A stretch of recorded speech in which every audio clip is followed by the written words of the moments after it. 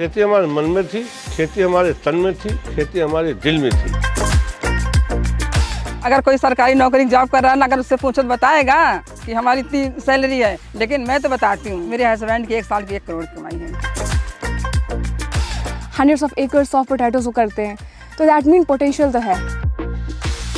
तो हमारा जो मेन काम है वो सीड का है।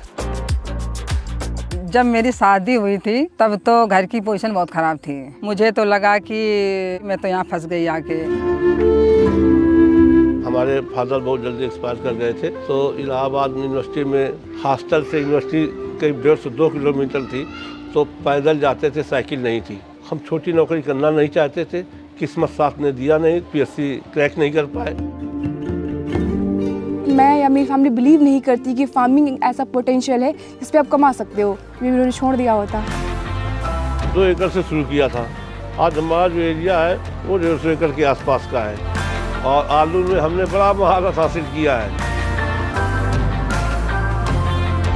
यूपीएससी वाला इतना कहाँ कमा पाता जितना हमारा जो टर्नओवर है। पिछले साल 2 करोड़ से ऊपर का टर्नओवर था, इस साल भी 1 से 1.5 करोड़ का टर्नओवर है। जो इनका इतना नाम है, मैं तो यही कहूँगी कि मेरा हाथ है। के नाम से भी जानते हैं। साल 2000 में 2 एकड़ से आलू के बीज की खेती शुरू करने वाले कानपुर देहात का किसान आज 150 एकड़ में आलू की खेती से सालाना 1 से 2 करोड़ रुपए की कमाई करता है। ये आलू की 15 से 20 वैरायटी लगाते हैं। इनका आलू बीज यूपी, बंगाल, पंजाब के साथ कई दूसरे राज्यों में भी जाता है। तो हमारा जो मेन काम है वो सीड का है। जो भी मानक होते हैं, CPRI की जो गाइडलाइन है, हम उन्हीं के हिसाब से बीज प्रोडक्शन करके अपने को भी यूज में लाते हैं और किसानों को भी देते हैं। और हमने कम से कम इस समय 15 से 20 वैरायटी जो CPRI की हैं, शिमला केंद्र की, कुफरी की, उसी वैरायटियों पे हम काम कर रहे हैं। उनसे ब्रीडर सीड लेकर के CPRI से और सीड प्लांट टेक्निक से उत्पादन करके और F1 F2 मल्टीप्लाई करके हम किसानों को देते हैं। उत्तर प्रदेश में हमारी भी सप्लाई है, हमारी बंगाल में भी सप्लाई है, और थोड़ा सा पंजाब में भी है। तो जो बंगाल के लिए वैरायटियाँ हैं वो कुफरी ज्योति है, कुफरी हिमालनी है, कुफरी चंद्रमुखी है। ये 3 वैरायटियाँ वहाँ के लिए हैं। और यूपी में चूँकि बहुत सारी वैरायटियाँ चलती हैं, लाल पे भी चलती हैं, तो लाल पे हमने लोहित वो रखी है। कुफरी उदय है हमारे पास, और कुफरी एक 7015 है। ये 3-4 वैरायटियाँ हमारे लाल हैं। नीले पे हम नीलकंठ बोल रहे हैं, कुफरी की नीलकंठ है। और जो यूपी की सबसे फेमस वैरायटी है, जो पैन यूपी बोई जा रही है, वो है कुफरी बहार, जो 3797 के नाम से फेमस है। उसका एरिया हम सबसे ज़्यादा बुआई करते हैं। भंवरपाल कहते हैं, जब खेती शुरू की तो सोचा नहीं था ये मुकाम मिलेगा, इतनी शोहरत मिलेगी। वो कहते हैं, लेकिन इसके लिए उन्होंने दिन रात एक किए हैं। खेती के कुछ नियम हैं, उन्हें अपने जीवन में उतारा है। अगर आपको सीड की बुआई करनी है, आलू का सीड बुआई करनी है, तो पहले तो एक कोशिश हमारी रहती है कि 1 साल गैप करें। अगर 1 साल हम आलू की खेती करेंगे तो अगले साल उसमें हम कोई खाद्यान्न की फसल करेंगे, गेहूं कर लेंगे या वो दूसरी चीज़ें करेंगे। सीड में थोड़ी समय तकनीक अपनाने की कोशिश करते हैं। सबसे मेन आता है कि हमको खेत तैयार कैसे करना है। खेत तैयार करने के लिए गर्मी में गहरी जुताई यम्बी प्लाऊ से, गर्मी में गहरी जुताई करते हैं यम्बी प्लाऊ से।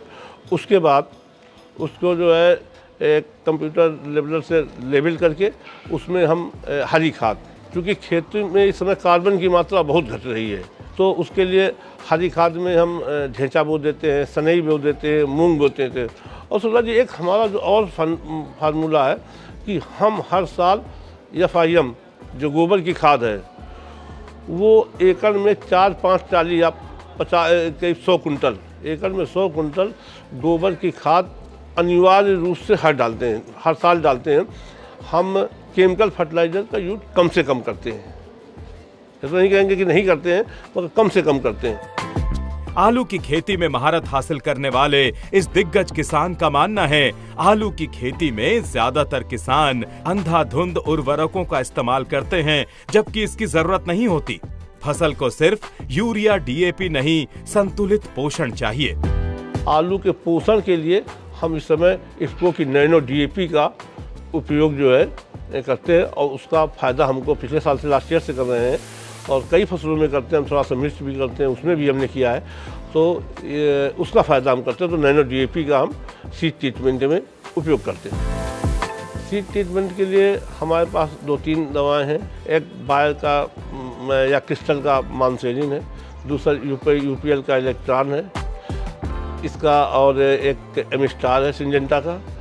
ये तो हो गए हमारे जो एक बीमारी आती है आलू में, काली पपड़ी या राइजोक्टोनिया नाम का एक फंगस होता है, उसके लिए करते हैं। जब हमारा फर्स्ट स्प्रे होता है तो उसमें हम ये 35-40 दिन वो 20-20-20 इसको का 20-20-20 या 19-19 जो भी उपलब्ध है। और जब हमारी फसल आती है 45 से 50 दिन में, तब हम 0-52-34 इसको का। फिर जब हमारी फसल आती है 60 से 65 दिन के या 70 दिन के आसपास, तब हम 13-0-45, क्योंकि उसमें हमको एक पोटेशियम की ज़रूरत है और थोड़ा सा पेड़ कमज़ोर पड़ने लगता है, तो उसमें जो है हमको ज़रूरत होती है नाइट्रोजन की, तो 13% नाइट्रोजन रहता है, तो वो हम 13-0-45। और जब हमारी फसल मैच्योरिंग की ओर बढ़ रही होती है 80 दिन की, तब हम 0-0-50 पोटेशियम का उपयोग करते हैं। आलू के साथ ही वो मिर्च, करेला और परवल की भी खेती करते हैं। जो साइड में थोड़ी बहुत फसलें हो जाती हैं उनकी हम कोई गिनती नहीं करते हैं, उससे तो हमारे खर्च निकलते रहते हैं। तो खेती से हमको बहुत कुछ मिला है। भंवरपाल ने अपनी इस खेती की बदौलत शानदार घर बनवाया है। 4 ट्रैक्टर के साथ खेती में इस्तेमाल होने वाले हर जरूरी उपकरण उनके पास हैं। उन्होंने अपने खेतों में जो उम्मीदों की फसल लगाई थी, वो अब उसे काट रहे हैं। अपनी बेटी को B.Tech कराया और वो पुणे में नौकरी कर रही है, जबकि बेटे को UPSC की तैयारी करा रहे हैं। कभी उनका ख्वाब था सिविल सर्वेंट बनने का, आज वही ख्वाब वो बेटे में जी रहे हैं। हमारा सपना था या तो UPSC बनेंगे या तो भी खेती करेंगे, तो हमने खेती किया। यूपी के आलू किंग की झोली में कई सम्मान और पुरस्कार हैं। गुजरात के मुख्यमंत्री रहते हुए PM मोदी भी उन्हें सम्मानित कर चुके हैं। देश के कृषि मंत्री उन्हें सर्वश्रेष्ठ आलू किसान का पुरस्कार दे चुके हैं। माननीय प्रधानमंत्री, माननीय कृषि मंत्री, माननीय मुख्यमंत्री, माननीय योगी, तो जितने पुरस्कार हैं, जिस सम्मान के हम शायद लगता है कि हम पात्र नहीं हैं, उससे और इस बार संयोग माने या हमारी किस्मत थी कि हमारा नाम पद्मश्री के लिए भेजा गया है। देखो क्या होता है। प्रधानमंत्री ने वाइब्रेंट गुजरात किया था, वो BJP ने उनको PM पद के लिए डिक्लेयर कर दिया था और उन्होंने हमको बुलाया था और हमको 51,000 की चेक दे करके सम्मानित किया था। इसके बाद 2020 में ग्लोबल कॉन्क्लेव हुई थी, उसमें तत्कालीन केंद्रीय कृषि मंत्री नरेंद्र सिंह तोमर और तत्कालीन मुख्यमंत्री जो इस समय दुनिया में नहीं रहे विजय रूपाणी जी ने हमको और ICR के चीफ त्रिलोचन महापात्रा, इन तीनों लोगों ने हमको जो है सर्वश्रेष्ठ आलू पुरस्कार हमको दिया था। भले ही आज भंवरपाल के पास गाड़ी, नाम और शोहरत सब कुछ हो, लेकिन एक दौर था जब संघर्ष ही उनका साथी था। भंवरपाल और उनकी पत्नी दोनों ने मिलकर मेहनत को अपनी ताकत बनाया। मिट्टी से उठी उनकी ये जोड़ी आज साबित करती है कि अगर सही तरीके से खेती की जाए तो किसानी जिंदगी बदल सकती है। मेरे पापा टीचर थे, तो मैंने तो यही कहा था कि मुझे सरकारी नौकरी वाला चाहिए।